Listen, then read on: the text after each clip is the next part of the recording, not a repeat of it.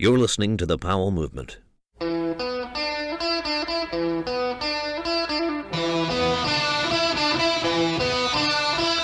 Welcome to another episode of the Powell Movement. I'm your host, Mike Powell, and this week on the show, we're going back to high school. We're going to have our youngest guest on the program. His name is Tom Schaar. Tom's just 17, but he's a 5-time X Games medalist. He is the first person to ever land a 1080, and then he landed it in competition as well.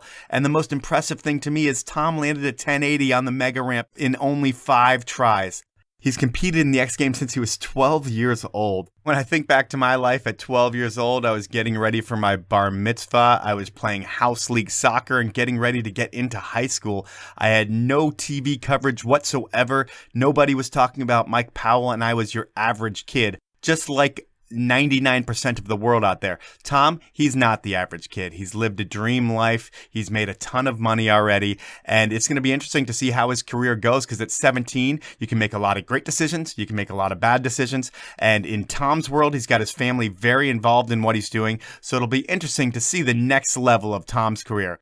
Before we get to Tom Schaar, I want to thank my sponsors. They are Evo.com, DiecutStickers.com, Sierra at Tahoe Resort, and Spy Optics. These guys make the podcast happen, and I hope you'll check out their goods and services and support my sponsors as they support me. Now, let's talk to Tom Schaar. Tom. Hey. How's it going, man? Good, how are you? Oh, cool, man. Thanks for making some time. Yeah, no problem. Did you just get out of school? Yeah. Is life kind of normal for you? Are you a regular junior in high school, or is it a little different with your travels and career so far? Well, when I'm here, it's kind of more normal. I just, go to school, same old. But when I'm gone and stuff, it's a little different. Are you going to take the next step and go to college after high school, or are you just going to focus on skateboarding? Probably just going to focus on skateboarding, at least right away. I totally agree with you, man. You've got a window, and you should maximize every minute of it. From the time you started skating, you were being noticed and put on the fast track to skate success. Is that kind of how it happened? It wasn't like right away, but it was kind of when I was maybe around like 11 or 12, something like that. That was kind of like when I kind of more like matured in my skating, I guess, and realized I didn't really suck. But it wasn't right away, though, that I like got noticed by people. When you're just 4, yeah, you might not be getting noticed by a lot of people, but when people see that little kid at the skate park who's able to shred and pump a little bit of a transition, they're blown away, and you're the cute kid that everybody wants to be like, that kid's going to be rad. Is that how it was for you? I don't know, really. I mean, I just went to the skate park because I just really wanted to skate because I love it, and that's still how I feel about it. But I don't know about other people. So how did you really get into skateboarding? My older brother skated, and I would always just kind of follow him around, do whatever he did. But there was this skate park kind of like down the road from our house. It was a terrible park. It was all like metal ramps on like asphalt, and it was just really bad. But that's kind of why it was so fun. It was kind of a struggle, but I don't know, me and him would go skate there probably like, honestly, like every day. Yeah, I don't know, we just kept skating, and then we'd start going to other parks that were different, and they were a little bit bigger and stuff, and just kind of went from there. How old are you at this point when you and your brother are going to the park? Because are your parents going with you, or is it close enough where you guys can just roll down the street and go together? No, my parents had to take us there and stuff. I was probably like 6, maybe 7. He was probably like 10, something like that. Okay, and you grew up in Malibu.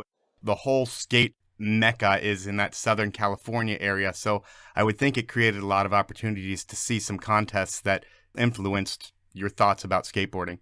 Yeah, there was a lot of contests down here, and like a lot of, this is where it happens, is down here, so you're always around it. And I just remember like going to X Games sometimes and watching like Shaun White and Bucky Lasek and all them, and that was huge inspirations, is because just you're always around it, so it's kind of hard not to see it. And did your parents fully support you in taking you to different parks, different contests, and were they totally backing skateboarding as being the driving force in your life? Yeah, I think so. They've always been so supportive, and they've always, helped me out so much with everything. I was just a kid when I started, so they didn't know it was going to be like anything serious or whatever.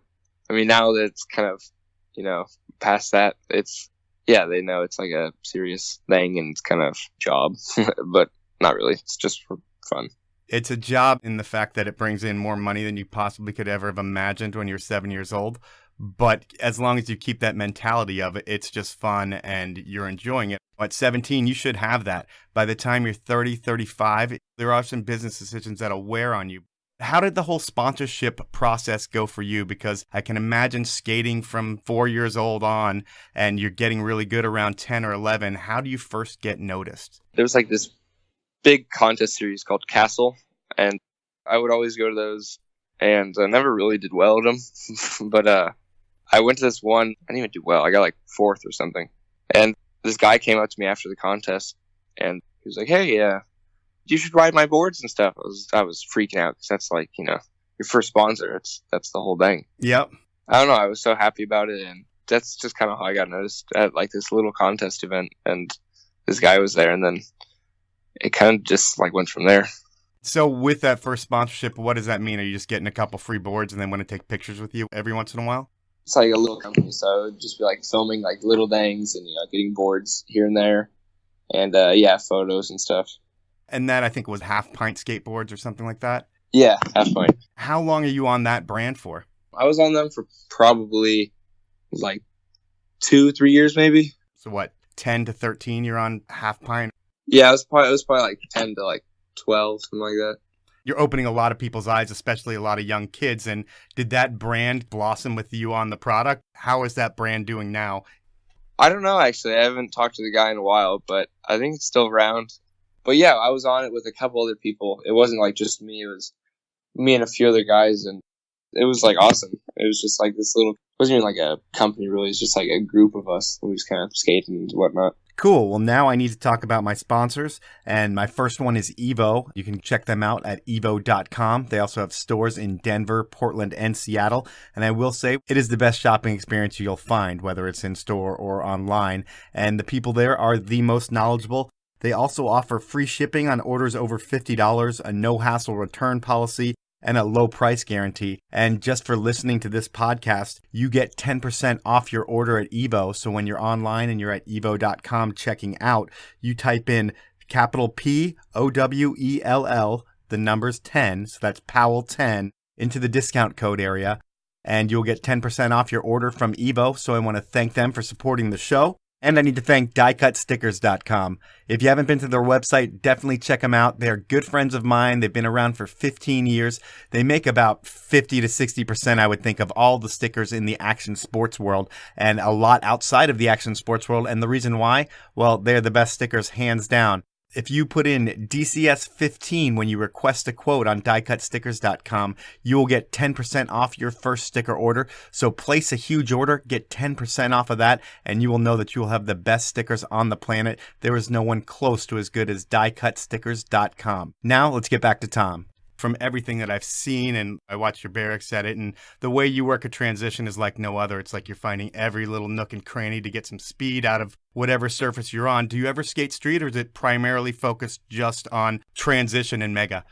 Yeah, I mostly skate tranny, and I mean, that's what's the most fun for me. I tried skating street and stuff sometimes, but it's kind of boring for me. I don't know why, but yeah, I like skating transition a lot more. It sounds like you're probably one of those kids who likes to just boost big air. And I can imagine that from when the time you were 4 to 10, it was like you almost had to put weight in your pockets to get the speed you needed to get air. Yeah, it was a little bit harder when I was a kid. It's a little easier now. But yeah, that's what I like doing, just trying to go fast and high. Cool. And now in the skate world, you're on an elite level. I think you have like 5 X Games medals, and you're the first one to land a 1080. And I think what's more impressive than that was that you did it in 5 tries, which is just ridiculous. But in terms of your travels now, I'm sure you have opportunities to go all over the world because people want to see you skate and there's contests. Are you traveling with your parents? Are you traveling with team managers? How are you able to do what you do? Yeah, I travel a lot, and I mean, it's a lot of fun. I love it. I'm able to travel just because, I have a lot of people supporting me, which is awesome. My manager, who really helps me out a lot. My mom, who really helps me out a lot, too. And my dad. And without them, I wouldn't be able to do it, really. With most kids, they might not get noticed as young as you did. And if you get noticed really young, there's a lot more parental involvement, which I think is good in the long run for a career. So are they going on the trips? When you have a contest in Spain, are you bringing your mom and dad? Or are you traveling with the skate team? Because you're 17, and while it can be fun to travel alone, it can also put you in some interesting situations. Recently, I've actually just been traveling alone. I usually just meet up with someone there. But for sure, when I was a kid, when I was like 5 years ago, when I was about 12, they'd come with me and they were a lot more involved. But a lot more recently, they've kind of, been more detached, which is, I like it. But, yeah, well, it's nice to be able to go out there and experience things for yourself. It's cool to have your parents, at some points, but it's also nice to be solo. It's nice to kind of be on your own. And so where are your top 3 places that you've traveled? I know you're going to travel a ton more in the next 15 years, but if you had to pick 3 places right now that you could buy a house and live, where would they be? I was just in Australia. I love it there. It's so nice. Pretty much like California, but just warmer. Okay. And where else? Oh, I went to New Zealand too. That was also amazing. It's just really like peaceful place and everyone's really nice. And Brazil and Florianopolis, like a little island off of it. It's amazing. It's got so much skating too. It's incredible. So in your life, I'm just trying to imagine what happens. So you find out about a contest or your team manager's like, hey, we've got this contest here. Are you going to be able to make it? Travel is booked for you. You get on a plane. You're probably picked up at the airport by a handler, shown the best skate spots in the city by the locals of the city who are so stoked to skate with you, and maybe take a day or two to see other places in the city and then head out. Is that the jet-setting life of yourself right now? Kind of, yeah. I get there and I'll meet up with someone and then we'll go to, wherever we're staying or whatever. Or if it's for a contest, which it usually is, we'll go to the bowl and practice, a lot, like throughout the week. And yeah, I don't know. Sadly, sometimes I don't get a lot of time to look around the city, which is always cool to do, but I'd rather be skating. But I highly recommend as you get older, maybe take a day or two at the end of those trips just to check out the cool sites, just so when someone says, hey, you were here, did you see this? You can be like, I did. Yeah. So you've been put in some amazing situations, and a lot of your idols growing up in skating, the Tony Hawks, Bob Berkowitz, Bucky Lasek, all those guys have become your friends. And at this point, are you going over to those guys' houses and skating on their ramps? And if so, what athlete do you know that has the best ramp out of anyone? I think Bucky Lasek has the best one. He has this bowl in his backyard, and it's insane. It's like a vert ramp, but concrete, and just, I don't know. It's I can't even describe it. But yeah, he's always kind of helped me out a lot when I was younger. I would go up to this van skate park, and he'd always be there, and he'd help me try and like learn new tricks or figure out stuff. And he's also helped me like outside of skating too, which is really cool. Yeah, just trying to keep a level head and tell you the right things and the wrong things to do. Yeah, exactly. Some of the people who get found when they're 17, 18, well, their parents aren't as involved and they might not listen to many people because they might know everything because of the age that they're at, and they can get in trouble. I've seen it happen before, but it sounds like you're on a good track. So when did you start skating mega ramp, and how intimidating was that for you at first? I probably started when I was like 11 or 12, and yeah, I don't know. That's probably like still one of the most scariest things I've done. Like the first time going for it, and it's an awesome feeling, and it's not like anything else in skating probably. How much do you think you weigh at that point when you're 11? Like 80 pounds? Yeah, something like that. Not very much. And what's the gap on that, and how high are you coming in from? It's a 50-foot gap, and then the rolling's like, I think 50 feet. And then even at the 80 pounds that you're at, you're probably on that quarter pipe still going 15 feet up, right? Yeah, on the quarter pipe, you go pretty big. Yeah, I mean, it's insane. I would think you could roll like 15 windows by the time you came down if you got out of control. Yeah. And I'm sure you've done that before. How long does it take you to get comfortable airing on that ramp, just a safety grab? Because I'm sure that thing is really intimidating, and it takes a bunch of slams before you'll even get comfortable trying anything. And what's that process like? Because it's bigger than anything you've ever done in your life, I would think. Yeah, I mean, everyone's taken a few slams, and that's honestly what it takes to get used to it. You got to realize what you're up against, and you can't just play around with it. But yeah, it takes a while to just get used to it, just to kind of, not be like terrified every time. How does the trick progression roll? So you take you 6 months to just get comfortable airing this thing? Yeah, probably. It took me probably that long. Okay, and that's hitting it once or twice a week? Yeah, probably something like that. Okay, and so you get comfortable airing it, and then you grab your balls. You finally are like, I'm going to try something here. You're scared as you can be up top, but you do it anyway because you know you're capable. And what's the first trick you throw on the Mega? Probably be like a 360 over the gap, and then like a 540 on the quarter. That's like the first thing for everyone kind of is like a 360 over the gap, and then like a 540 on the quarter. That's usually like the like first step for everyone, and then you kind of progress from there. Okay, and what's your progression from there? So then you go 7 and 9? Yeah, I mean that's what I do next usually. Like when I'm warming up, I'll do a 3 to a 5, and then try and do a 7 to a 9, which is probably one of my harder runs that I can do. Yeah, I can imagine. And when you're 12 years old, you go for the 1080, and leading up to that day, were you going, I'm going to land a 1080 today, or is it just kind of a session where you decided to throw it? I just kind of, had the like thought in my mind. I was like, I'm going to try it a few times, we'll see what happens. Yeah, but like the day before, to have all the cameras and everything there, was it a thought process of, hey, I'm going to do this, and people plan to be there to capture it? Or is it more organic of like a session and there happen to be cameras there, and then all of a sudden you feel like trying it, do it 4 times, then the 5th one you land it? No, I went up there knowing that's what I was going to do. But that wasn't like the only reason I went. Well, it was, but I was up there for other things too. But yeah, that was kind of my mindset going into it, was just try it a few times, and if it feels close, then really start to like put effort into it. So you landed, and it sounds like in some of the things I've read that you weren't even sure that you went from 7 to 10, that it felt like you landed something and you had to look to your friends to verify what you spun. Yeah, kind of, it's hard to see, but I could tell what happened, but I was kind of in shock, and like, it's a little hard to tell up there.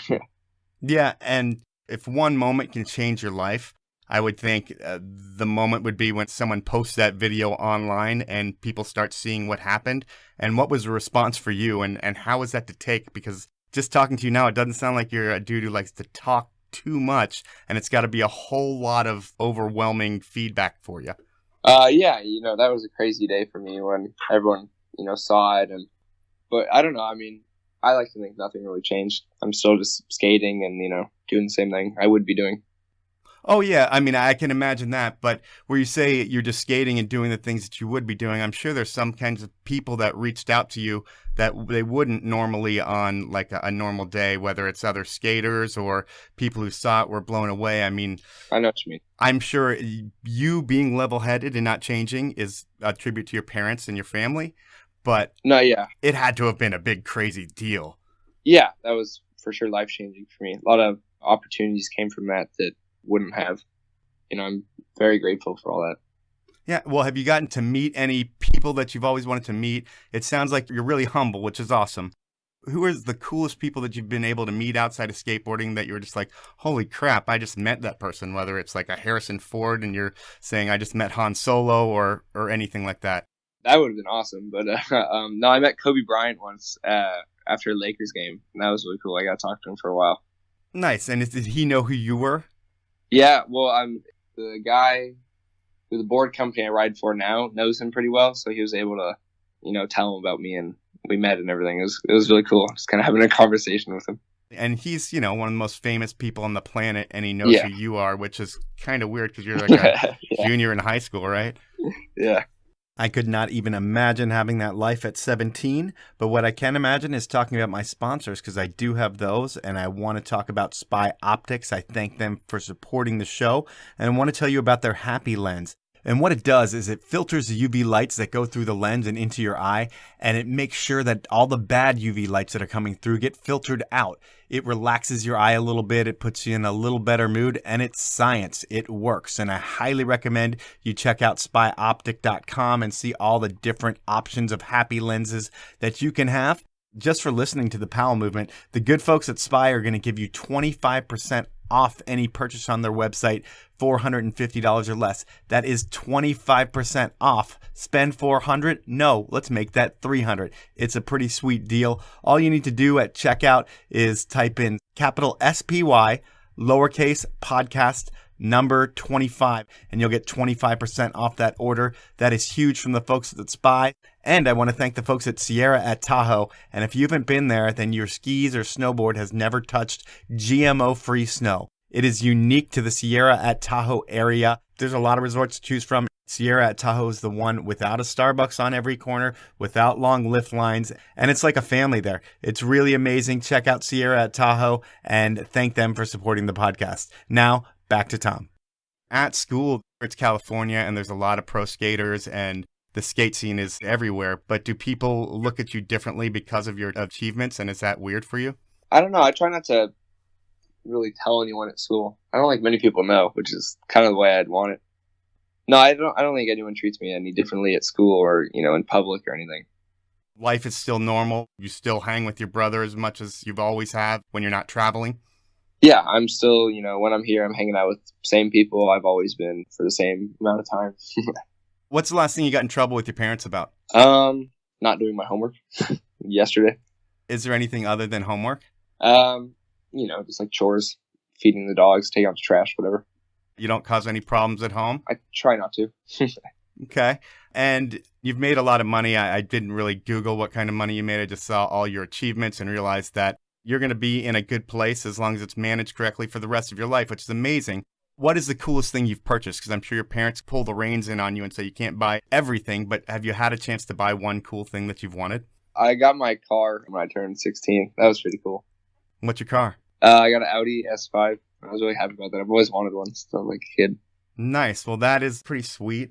I would think at this point in life where you are and some of the things that you've been able to do, it's worth reaching out to companies like Audi and saying, hey, I love your cars. I'm the next generation of kid, and I can influence some of the youth, especially the skateboard culture, and I should be on your program. I mean, it sounds like it's worth a sponsorship right there. Yeah, that would be pretty cool. Yeah, I'm going to be talking to an Audi race guy in a few weeks, and I'll let him know I know a skateboarder who loves his cars and see if he'll connect with you. I love them. I love them too much, actually. Keep doing everything you're doing on a skateboard, and you can love them as much as you want, and you can always have a new one. Yeah, that would be sweet.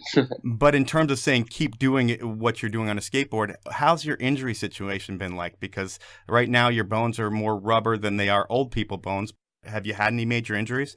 Recently, I've been totally fine, knock on wood. The only thing I had was about 2 years ago, probably. I broke my shoulder. I was out for a couple months, but I've been pretty healthy since. So cool. And what do you do when you're not skateboarding? I work out at this gym a couple times a week. But besides that, I'm usually just kind of relaxing and either thinking of like tricks to try or things to film. That's about it. When you say you work out, are you lifting weights in a regimen? No, it's not so much weights, but it's more just, endurance and that kind of stuff. Okay, and do you find that really helping your skating as well? I think so. It seems like it's been working, and I can kind of feel a difference when I skate. I would think you could, but I know there's a few different schools of skating, and one of those schools is not about going to the gym, but that's, I think, the older, crustier type of skateboarder. And you are definitely the new school. I mean, you're still in school, and it's a totally different experience. Who are you skating for these days? Sponsored by Monster Energy Element Skateboards. I just got on Vans shoes. Sweet. That's a switch, right? Because you've had a different shoe sponsor. Yeah, I was on DC before. Gotcha. Well, Vans is a dream sponsor for any skater out there. Yeah, they're pretty sweet. You've got a pretty dialed set of sponsors. I think once you get Audi involved, then you'll have the dream set up. But right now, it's looking pretty good. How many monsters do you drink a day? Not very many. Okay. In terms of workout, are you a healthy eater as well, or are you still a teenage eater who eats whatever he wants? I actually just had a donut a couple minutes ago. Good for you. Good for you. Yeah, I try to eat healthy sometimes, but it slips.